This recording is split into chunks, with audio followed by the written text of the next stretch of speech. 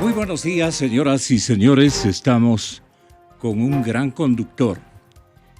Este instante ubicamos en su domicilio particular al señor alcalde de la ciudad de Guayaquil, don Jaime Nebot.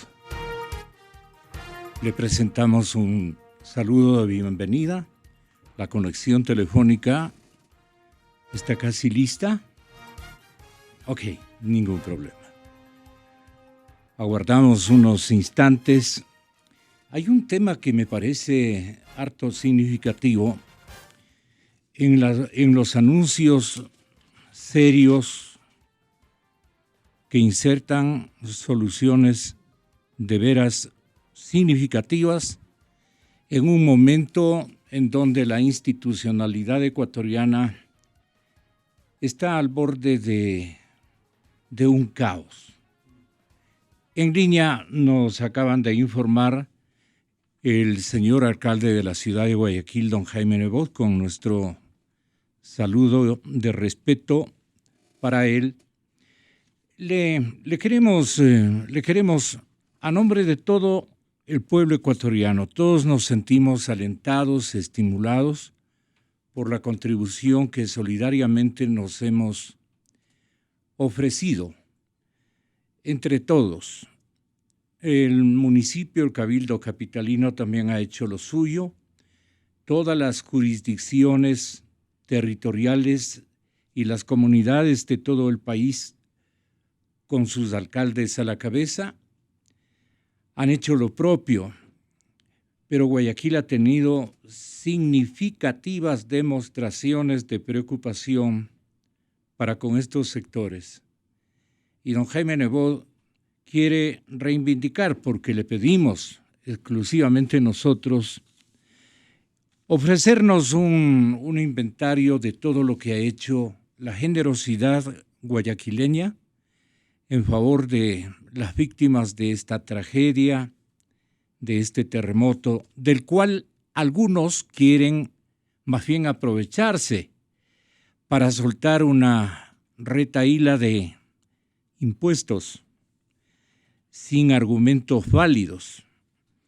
Ellos mismos se señalan limitaciones constitucionales y legales.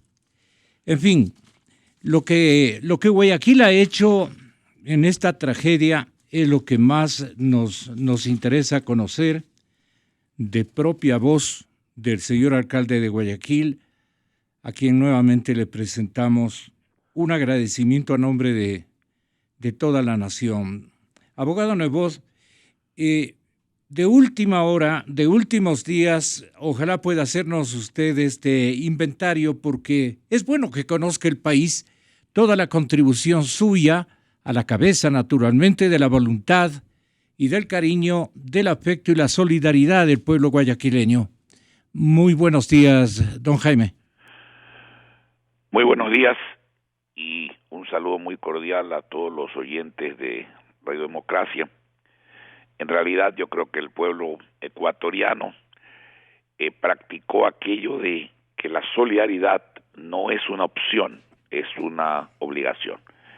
Y así se ha hecho, como usted lo ha señalado, Gonzalo, a lo largo y ancho del país, con los hermanos de Manabí fundamentalmente y del sur de Esmeraldas, que son los que más sufrieron las consecuencias del terremoto. Usted me pide que le resuma lo que ha hecho la ciudadanía de Guayaquil y su empresa privada, los voluntarios que sin costo trabajaron y trabajan 24 horas para coordinar esta ayuda. Lo voy a hacer con mucho gusto y lo más brevemente posible.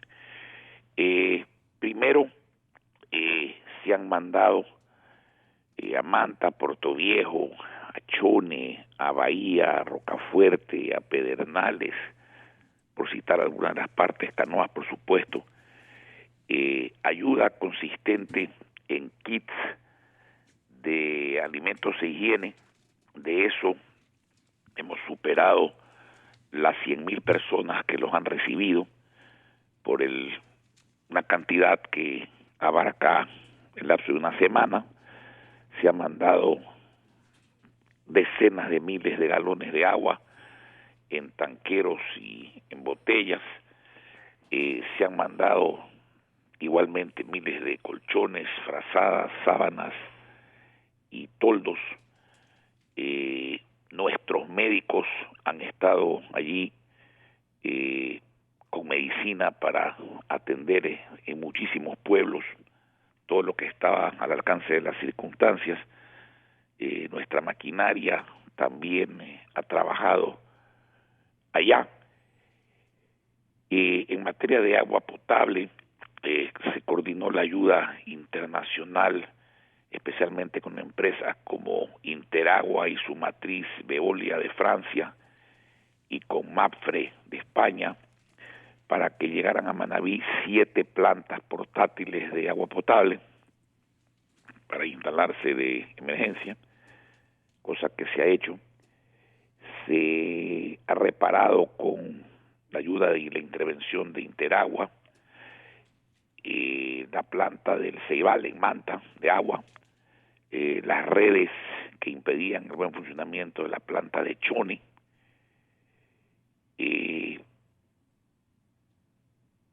Por el momento es lo que yo podría decirle en un resumen apretado de lo que se ha hecho.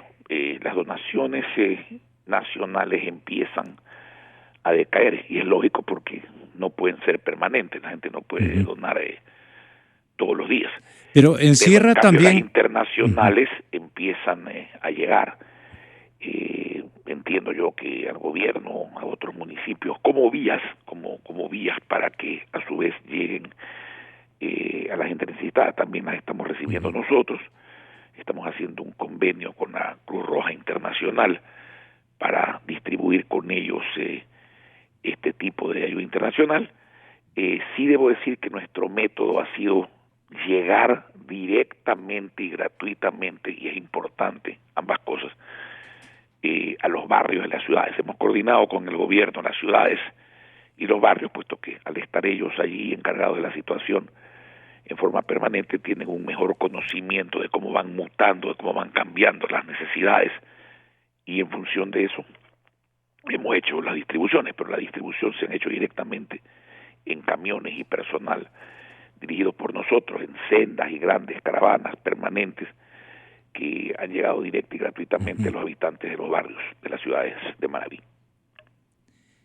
Este gesto le llena de orgullo, de una extraordinaria voluntad compartida con su autoridad principal, su líder.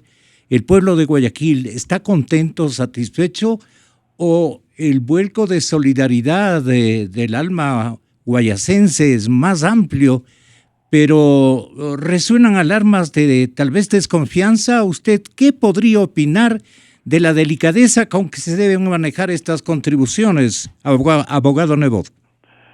Bueno, el pueblo de Guayaquil, como todo el pueblo de Ecuador, yo no creo que esté contento, yo creo que está entristecido de lo que ha ocurrido. Sí. Yo pienso que debemos estar satisfechos y de haber cumplido con nuestro deber de solidaridad. Evidentemente, yo puedo hablar de la coordinación de lo que nosotros hemos hecho, no puedo opinar de lo que han hecho los demás.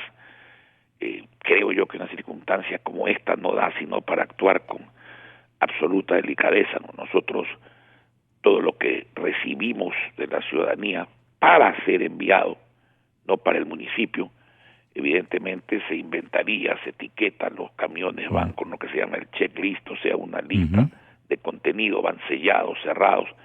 Asimismo se reciben y se documenta también la entrega para luego reportar a los donantes como tiene que ser. Bien, no obstante, la penuria económica va a subsistir en un momento dado. Los planes de apoyo, la tarea reconstructora, si no tomamos prolijas determinaciones que copien, si cabe el término, experiencias de otros países, como ocurre con lo que solicita la misión chilena y que trae consigo la experiencia de ese terremoto en el que incluso descuidaron el anuncio previo de un tsunami y en el que faltaron calidades, faltaron instrumentos, abogado Nebot, instrumentos de control y de oportunidad en el arribo de determinados insumos, especialmente en la tarea de reconstruir viviendas, ¿no? ¿Usted cree que es aconsejable seguir los guiones que estas latitudes que también han sido afectadas, como es la nación chilena, sean de alguna manera replicadas en Ecuador? Bueno, yo creo que el sentido común indica que nadie, ningún gobierno, país que no haya sufrido un terremoto de estas características puede tener la experiencia en el tema. De manera que claro que hay que valerse de la experiencia de lo ocurrido en la costa oeste de los Estados Unidos, de lo ocurrido en México, de lo ocurrido en Chile, de lo ocurrido en Japón, etcétera. Evidentemente que es así. Y creo yo que lo primero que hay que hacer en materia de reconstrucción es entender y decir con claridad que ese utópico, no es cierto que esta reconstrucción se pueda hacer de la noche a la mañana. Chile es un país que yo creo que tiene una economía del primer mundo, quizás sea la única economía del primer mundo en toda América Latina, y se ha tardado, va para 7 años a un costo de $30 mil millones para reconstruir. Entonces, las previsiones y las acciones que hay que tomar tienen que ser algunas de plazo inmediato, por cierto, pero en conjunto esto va a tomar tiempo. Hay que planificar los recursos y la acción para un largo tiempo. Esto no es cuestión de pensar que con X medidas apresuradamente tomadas, por decir lo menos, se va a solucionar un problema de esa naturaleza. Esto es para largo, desgraciadamente, y tienen que planificarse acciones nacionales e internacionales y recursos nacionales e internacionales, al menos a mediano plazo, al menos a 5, 6, 7 años. Obviamente esto lo determinarán los técnicos y los expertos, pero al ojo se puede saber que esto no es problema de meses. Sí. Ahora el oficialismo está improvisando trazos para salir avante con semejante encargo que la historia y las circunstancias le ha conferido, pero perdón, abogado, el oficialismo al improvisar está buscando desesperadamente dinero y quiere empatarle también con solucionar su grave deuda, gravísima deuda con el país, en el sentido de que despilfarró mucho dinero, se sintió más pato en un momento dado, y entonces la circunstancia ahora le viene súper adversa. A nosotros nos gustó mucho que en términos de realizaciones concretas usted haya planteado en días anteriores la necesidad de ingresar a una renegociación de las dos deudas, externa e interna, en base a ese cero de saldos, que va a ser imposible, pero de ese arreglo nos puedan llegar con mayor confiabilidad inversiones privadas e inversiones de agencias de los Estados americanos, de el Fondo Monetario Internacional, en fin, de cuánto organismo pueda ayudarnos, pero para concentrar recursos para reestructurar atinadamente y poner en movimiento a la economía ecuatoriana. Bueno, me va a permitir quizás resumir lo que yo he dicho al respecto. Yo no creo que el Ejecutivo se equivoca al buscar dinero, porque sí se necesita dinero para resarcir la economía nacional y para enfrentar la reconstrucción. El Ejecutivo se equivoca tremendamente cuando quiere pensar que impuestos es igual a dinero. Una economía boyante, en marcha, más allá de la discusión si cabe o no ponerlos, aguanta un tributo, por ejemplo, de reconstrucción. Pero una economía débil, una economía donde no hay liquidez, donde no hay crédito, donde no hay inversión, donde hay exceso de gastos, donde hay un desempleo que se nota claramente progresar en el sector público y privado. No aguanta tributos para generar dinero. Si usted pone más tributos en una economía débil, el subir, por ejemplo, el IVA a 2 puntos, no significa que el IVA vaya a producir más dinero, va a producir menos dinero. Porque si la economía está débil y usted aumenta tributos, va a vender menos y va a ganar menos. Entonces la recaudación del impuesto a la renta, la recaudación del IVA, del ICE, baja, aunque los tributos porcentualmente puedan subir. Yo pongo siempre un ejemplo. Yo creo que el ejercicio es obligatorio, es recomendable para personas sanas, pero si ese ejercicio lo hace un enfermo grave del corazón, se muere. De manera que impuesto y dinero no es lo mismo. Ahora, ¿cómo encontrar ese dinero en forma sana? Número uno, la ley se llama de corresponsabilidad, entiéndase público-privada. ¿Dónde está la corresponsabilidad del Estado en esta ley? El Estado no se está ajustando el cinturón. Para nada. El Estado no está rebajando su obesidad, su adiposidad permanente. El tamaño del Estado es desproporcionado a la realidad ecuatoriana. El Estado tiene que hacer un sacrificio, sin duda alguna. Segundo, los fondos de reserva de solidaridad que se liquidaron en vez de haberse incrementado deben iniciarse. Usted me dirá, bueno, si es que no existen, ya es tarde. No, no es tarde. Nunca es tarde para rectificar. Debe iniciarse esos fondos de reserva que dan, primero, dinero que empieza a recogerse para ese fin de reconstrucción y que va a tener un espectro de 5 o 6 años hacia adelante. Y segundo, y lo fundamental, eso es un mensaje a los inversionistas nacionales, extranjeros, a los organismos internacionales, de que las cosas se empiezan a hacer bien, y eso es definitivamente positivo. Tercero, y lo más importante, si no se entiende que hay que dar un giro de 180 grados y que hay que dar señales claras, no palabrería, señales claras, de que se está dispuesto a generar confianza, a respetar la seguridad jurídica, para que venga la inversión.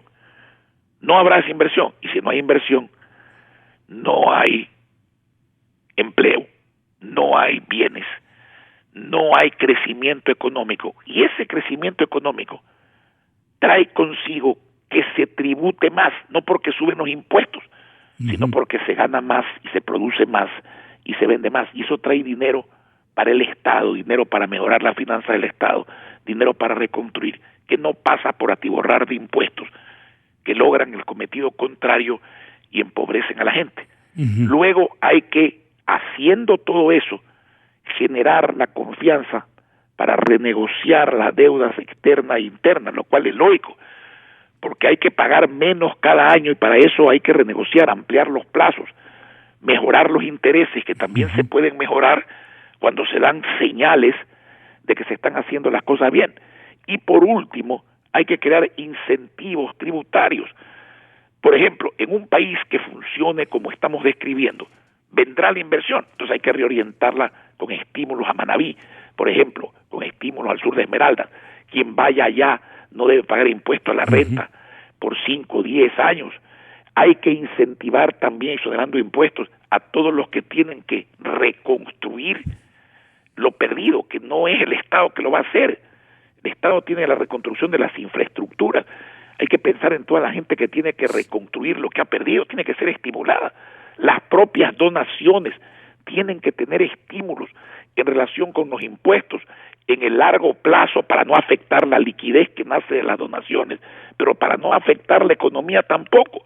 De manera que eso es lo que modestamente yo creo que realmente se debe hacer. No es una ciencia, no es un invento, es un tema de sentido común. Así es. Y es un tema que se ha practicado con éxito en sociedades que tienen y no han tenido terremotos, y más aún cuando se tiene una desgracia natural de esta magnitud. El oficialismo le puede replicar para cualquier cosa en términos de arreglo de las dos deudas, necesito dinero y tengo que hacer primero dinero.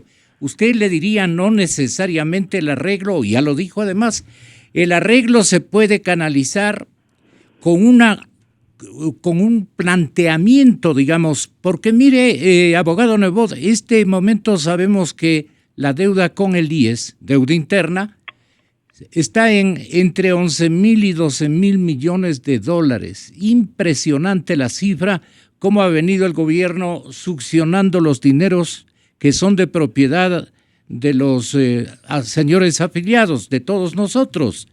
Entonces, ahí, ¿cómo usted le contrarreplicaría al régimen? Bueno, es muy sencillo. Pongamos el ejemplo de una persona común o de un negocio común. Si usted ha hecho las cosas mal y tiene un hueco financiero enorme, la forma de empezar a rebajar ese hueco es hacer las cosas bien. No es seguir haciéndolas mal, porque si sigue haciéndolas mal, si sigue por el mismo camino, lo que va a hacer es que el hueco se va a agrandar. Y en este caso el hueco se llama golpear tremendamente la economía de los ecuatorianos, y especialmente la de la clase media de los pobres, generar desempleo en los que tienen empleo, generar desesperanza en los que no tienen empleo y que no lo van a conseguir si la situación se agrava. Entonces, y desconfianza internacional, ¿no? Buenas decisiones, el cambio empieza por tomar buenas decisiones. Cuando usted toma buenas decisiones, si usted va al banquero y se da cuenta que usted ha cambiado, que usted va a dejar de hacer las cosas mal, si usted va a hacer las cosas bien, el banquero le va a dar más plazo, puede hasta que le rebaje los intereses. Pero si usted lo que le demuestra es que sigue haciendo las cosas mal, definitivamente las cosas van a empeorar.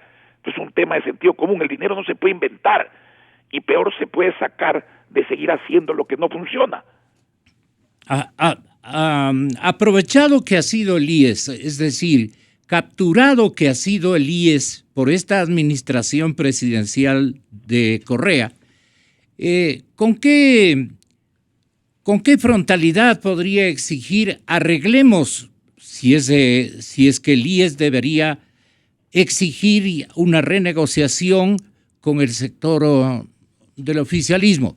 Y por el otro lado, el mayor prestamista ha sido la República de China. ¿Usted cree que los chinos van a improvisar un modelo de pago que no esté de acuerdo con lo que ellos escribieron en los documentos?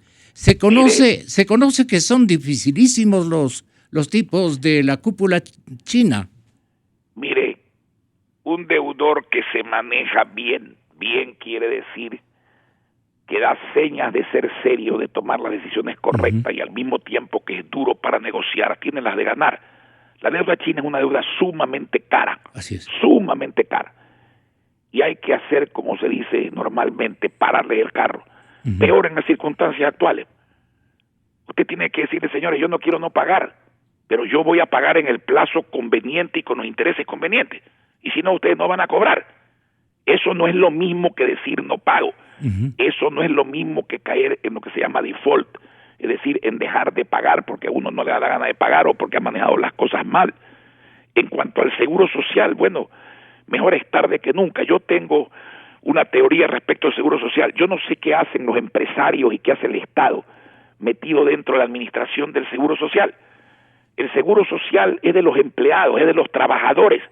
El hecho de que empresarios, empleadores y gobierno den aportes a título de patronos a nombre y para el trabajador no los hace partícipes del manejo ni de la propiedad del seguro. El dinero del seguro es de la clase trabajadora ecuatoriana, que es la que debe administrar el seguro. Y la primera regla debe ser no trabajar con el gobierno, no con este, sino con ninguno. No prestar, no invertir en el gobierno, porque si no, nunca habrá independencia y nunca habrá un funcionamiento real en función de la previsión social y de los beneficios del afiliado, de su salud y su jubilación. Algún día hay que empezar, pues.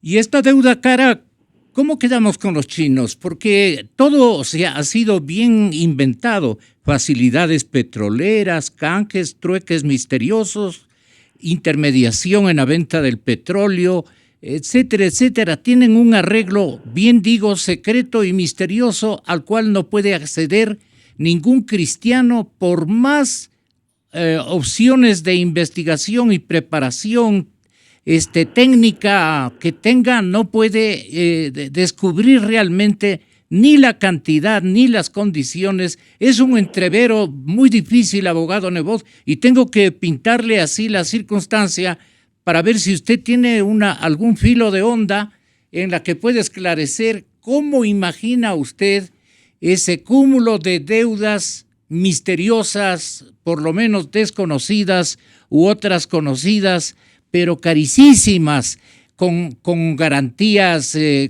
inconfesables, dicen en algunos casos. No quieren avisar. Yo no sé pormenores, pero lo que sé son dos cosas. La primera, que la deuda es abundante y cara.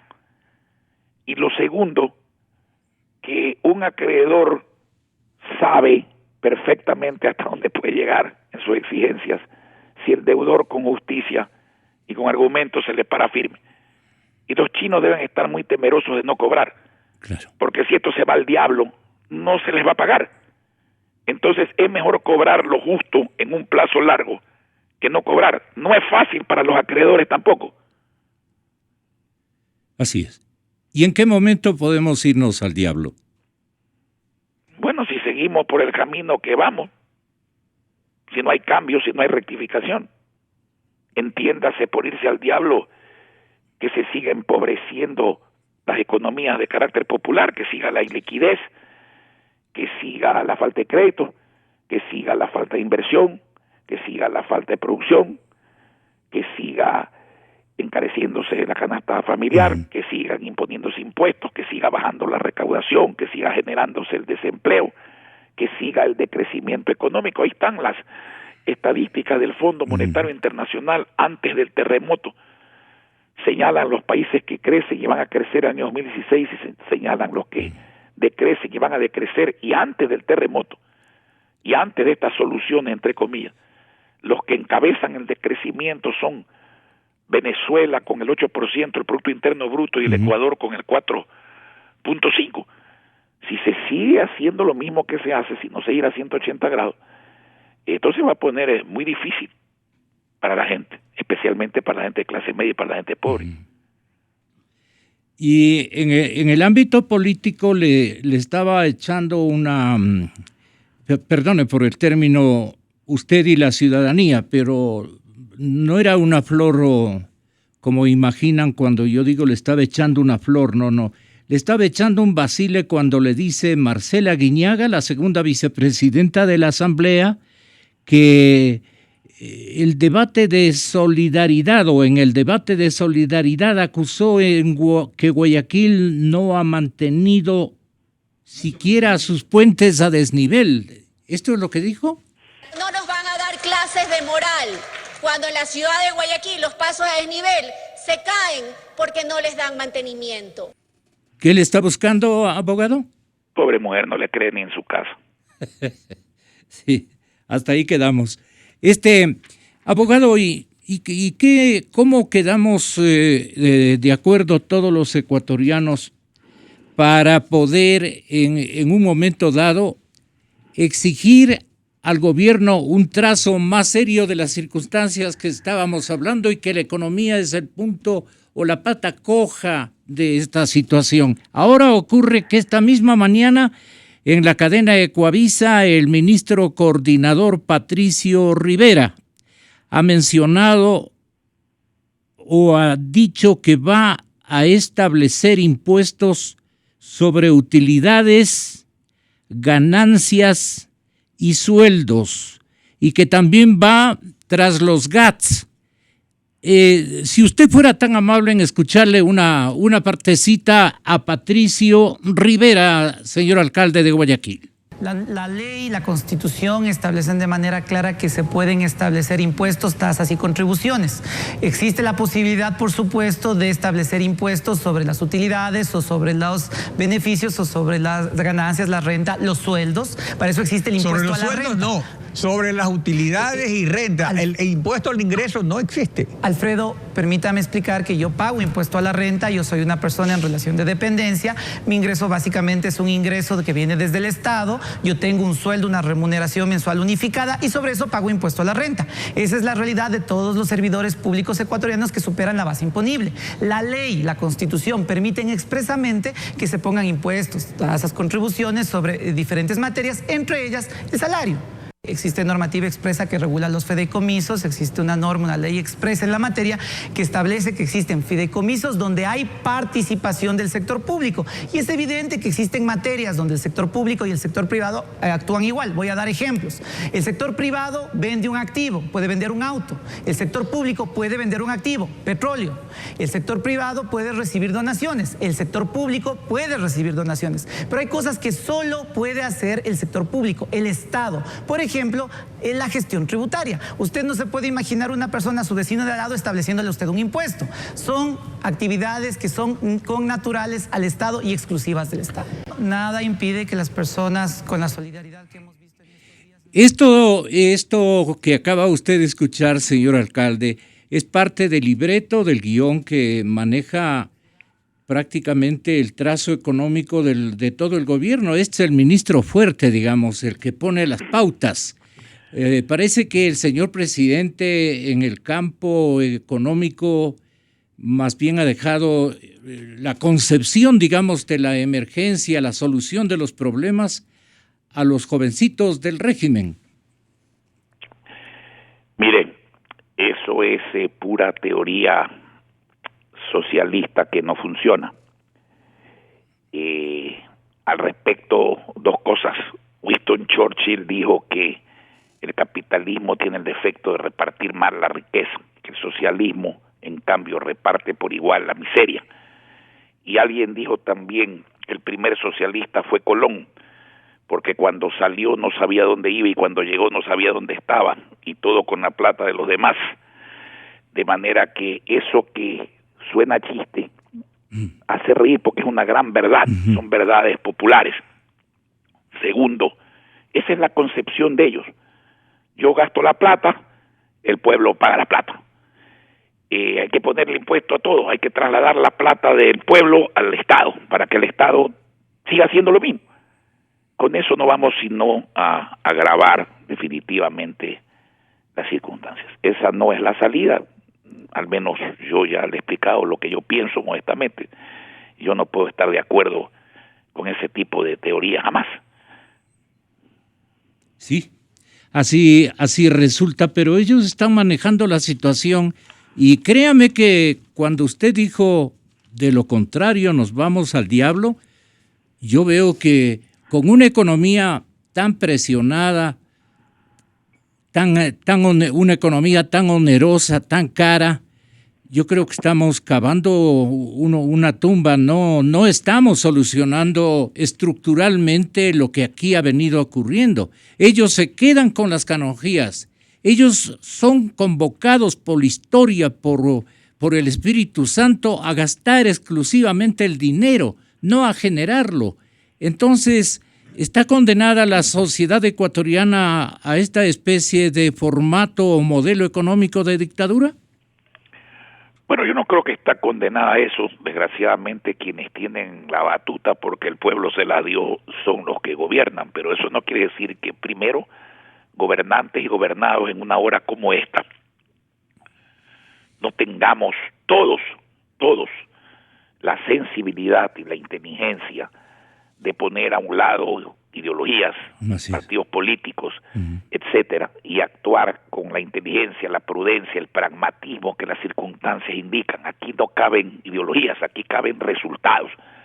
Y en política económica, en administración pública, no hay milagros. Las cosas se hacen bien, salen bien. Las cosas se hacen mal, salen mal. Y el que se beneficia o se perjudica, en un caso para bien, en otro para mal, es el pueblo. El pueblo ecuatoriano, la gente de clase media, la gente pobre. De manera que el pueblo se merece una actitud verdaderamente solidaria. La solidaridad no pasa solo por la ayuda, la solidaridad pasa por la inteligencia, la sensibilidad y la decisión de hacer las cosas bien aunque uno tenga que resignar, hay veces cosas en las que cree, y más aún si cuando cree en algo está equivocado. Y en segundo lugar, el pueblo tiene que exigir, hay voz para exigir, y por último el pueblo tiene que votar, pues, y cuando vote no tiene que votar por las personas que le hacen daño. Así es. Lo último, lo que usted acaba de manifestar, ¿estamos ya un par de décadas con un pueblo súper equivocado, señor alcalde? Mire, yo no voy a juzgar al pueblo ecuatoriano. La democracia es respetar lo que decide la mayoría, pero la mayoría no siempre tiene la razón. A su vez, quien debe darse cuenta del error es la mayoría. Y entonces el pueblo sabrá si quiere seguir por el camino que vamos y pagando las consecuencias, o se quiere cambios de fondo para su bienestar, y vota por quien tiene que votar, no por quien le afecta. Esa es la democracia, a eso debemos tender y a eso debemos aspirar, pero la decisión la tiene como siempre el pueblo. ¿Está preparado para la incursión, digamos, la presión sobre dineros de los GATS y de los gobiernos seccionales, de las alcaldías, de las prefecturas, que para buscar dinero estará inaugurando en próximas semanas el gobierno? Eso viene anunciándose de que ahora va el gobierno en función de succionar las rentas de los gobiernos seccionales. ¿Allí cómo reacciona Jaime Nebot? Yo he estado preparado desde el primer día y siempre dije lo que iba a suceder, de manera que estamos preparados. Pero es una lástima, y esto también hay que decirlo, que un enfermo, en este caso el gobierno, piense que se puede curar enfermando a los demás. Mire usted, si el gobierno se hubiese dado cuenta, hubiese admitido que se equivocó, el gobierno debió constreñir la crisis al gobierno central. Ahí es donde nació la crisis. La crisis no viene exclusivamente de la bajada del precio del petróleo. La bajada del precio del petróleo no es culpa del gobierno, pero descubrió la mala administración. Un gobierno no sabe jamás cuándo sube y cuándo baja el precio del petróleo. Pero un gobierno tiene que saber que el precio del petróleo sube y baja y tiene que estar preparado para las dos circunstancias. Pero ¿qué ha hecho el gobierno? El gobierno no dijo yo me equivoqué, voy a corregir, y al revés, voy a incentivar, a preocuparme que el sector privado, la sociedad privada, la sociedad civil que funciona, y los municipios, prefecturas y juntas parroquiales, rurales, que no están enfermos, sigan bien, precisamente para que apuntalen al país y acaben apuntalando al propio gobierno desde el punto de vista financiero y económico. El gobierno hizo lo contrario, ha escogido enfermar a los GATS, los gobiernos autónomos descentralizados, cuyas rentas que no son del gobierno retiene ilegalmente, porque no es que las debe, las retiene, porque la plata no es del gobierno, y debe al menos 2 meses de retención indebida de esas rentas a todos los GATS. Y el gobierno carga contra la sociedad y el pueblo con tributos para sacar dinero del pueblo y trasladarlo al gobierno, es decir, enferma al pueblo para que el Estado siga comiendo en exceso. Estamos saludando... Dígame con qué dinero el pueblo va a mover la economía si el dinero que tiene para mover la economía se va al Estado para ser malgastado. Así es.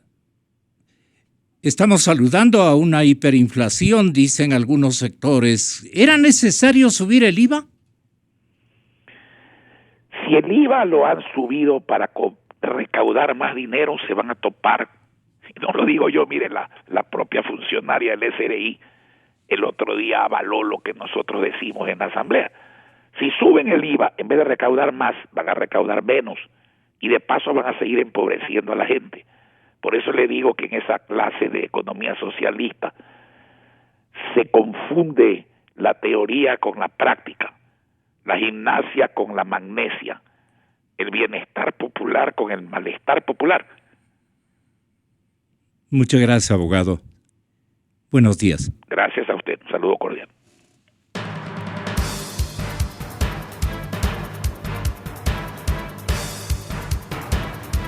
Inicio de espacio promocional y publicitario. En la Universidad Internacional SEC pensamos en el desarrollo de los profesionales del país. Por eso creamos la maestría en Derecho Procesal y Litigación Oral, única en este género. Aprende